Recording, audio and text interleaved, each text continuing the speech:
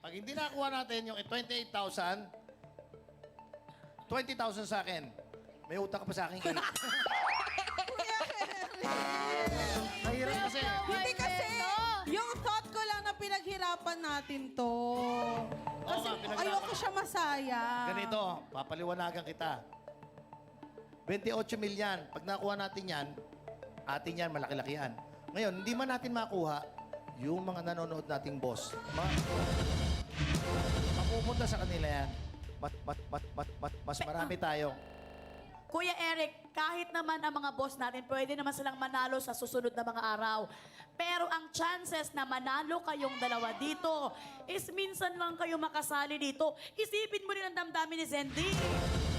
Yun nga ang pinapaliwanag. Ang chances na manalo tayo rito ng malaki. Minsan lang yan. Pero susunduin kita.